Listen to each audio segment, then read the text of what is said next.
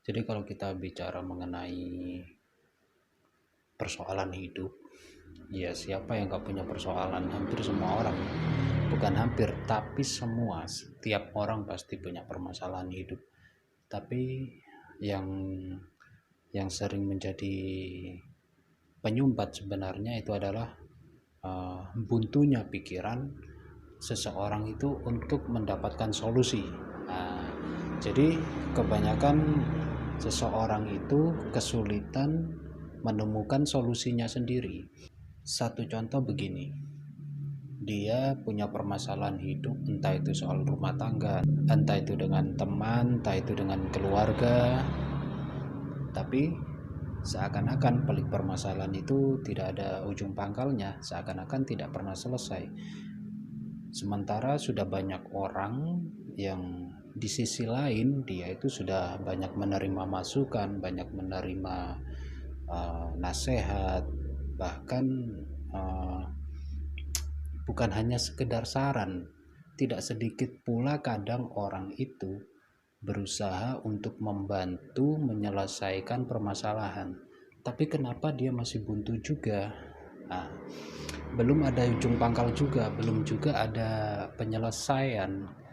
Permasalahan masih terus berbelit. Nah, maka satu-satunya jalan ya, kalau orang-orang yang banyak pengetahuan, banyak pengalaman itu uh, pasti paham lah dengan cara yang ingin saya sampaikan ini. Dan saya pun juga banyak belajar dari orang-orang inilah, orang-orang yang punya banyak pengetahuan, orang-orang yang sudah pengalamannya itu tidak diragukan lagi. Hal yang paling simpel yang dapat saya bagi dari pelajaran yang saya terima, yaitu uh, sebuah contoh di mana kita ini mengoreksi setiap kesalahan-kesalahan, mengoreksi diri sendiri, yang dalam bahasa simpelnya itu adalah introspeksi diri. Nah, caranya bagaimana? Sebagian yang saya terima, yang saya tahu ya, ini saya bagikan juga, itu coba deh dicatat dulu apa yang menjadi permasalahan. Urutkan semua. Permasalahan 1, permasalahan 2, permasalahan 3, permasalahan 4, permasalahan 5. Itu kita catat satu-satu. Kita urutkan setiap permasalahan yang kita hadapi.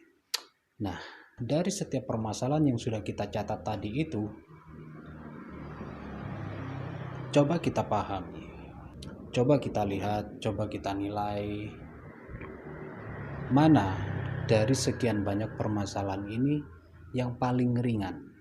Nah, masalah yang paling ringan dulu inilah yang kita tandai, kemudian kita berpikir bagaimana solusinya, bagian mana yang rusak, bagian mana yang salah, itu yang kita perbaiki dulu. Untuk permasalahan-permasalahan berat kita kesampingkan, bukan berarti kita hilangkan, karena semakin kita berusaha menghilangkan akan semakin sulit juga bagi kita untuk menemukan solusi. Nah, karena setiap permasalahan, kecuali kalau larinya takdir ya wallahu alam, kita sudah nggak bisa bicara apa-apa lagi, karena itu memang sudah ketentuan. Artinya dari seleksi setiap permasalahan yang kita catat tadi, kita sisihkan mana yang paling parah, mana yang paling mudah. Nah, yang paling mudah inilah dulu kita selesaikan. Kita cari solusinya, bagian mana yang salah, bagian mana yang rusak, bagian mana dari permasalahan kita ini yang perlu kita benahi. Karena kebanyakan orang itu ingin menghilangkan permasalahan hidupnya itu bukan dengan memperbaiki, tapi mencari cara sesimpel mungkin untuk cara itu hilang. Dan perlu diingat, permasalahan ini tidak akan hilang begitu saja. Dia akan selalu timbul, akan selalu muncul, akan selalu ada masalah-masalah baru yang akan mendatangi, menghampiri. Artinya apa?